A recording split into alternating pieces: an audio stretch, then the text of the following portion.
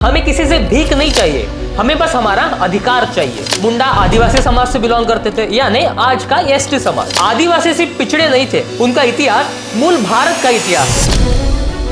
हिंदुस्तान नया नया आजादी की तरफ बढ़ रहा था, भारत के संविधान का मसौदा तैयार हो रहा था। इसी के साथ हर समाज के लोग अपने अपने हक की बात संविधान सभा में ला रहे थे और बात कर रहे थे। इसी में सबसे बड़ा नाम अगर किसी का आता है तो थे मसौदा समिति के अध्यक्ष डॉक्टर बी.आर. अम्बेडकर, और उसी के साथ संविधान सभा में डॉक्टर बी.आर. अम्बेडकर को सपोर्ट करने वाले काफी लोग थे।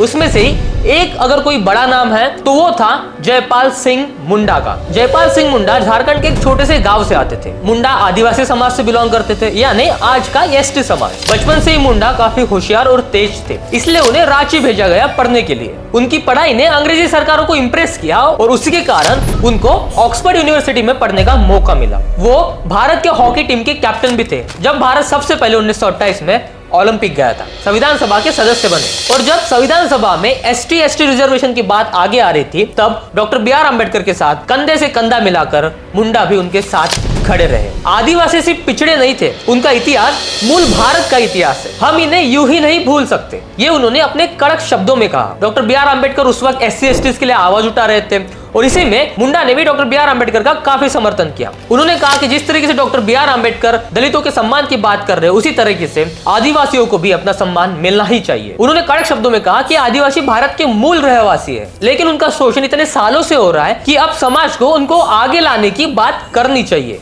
मुंडा पहला आदिवासी नेता थे जो संविधान सभा में अपने कड़क शब्दों में बात करते थे। सबसे पहले झारखंड को अलग करने की बात मुंडा ने ही की थी, जो उनका ख्वाब 2000 में जाकर पूरा हुआ। संविधान सभा में जब बाकी लोग मुंडा की बात को डिनाई कर रहे थे, मुंडा की बात को ठुकरा रहे थे, तब उन्होंने फिर से अपने कड़क शब्दों में कहा कि अगर भारत में सामाजिक न्याय नहीं रहेगा तो भारत कभी एकता में नहीं रहेगा। मुंडा का सपना था कि आदिवासियों को शिक्षा मिले और इसी के साथ आदिवासियों का इतिहास आगे आए। और जब हम रिजर्वेशन की बात करते हैं, डॉक्टर बी.आर. अम्बेडकर के साथ अगर आदिवासियों के लिए किसी का नाम जोड़ा जाना चाहिए तो वो मुंडा का ही है, क्योंकि उनके शब्द आज भी सत्यता ही कहते हैं। वो कहते हैं हमें किसी से भीख नहीं चाहिए, हमें बस हमारा अधिकार चाहिए। और इस तरह जयपाल सिंह मुंडा आदिवासियों की रिजर्वेशन के लिए बहुत महत्वपूर्ण आवाज बने।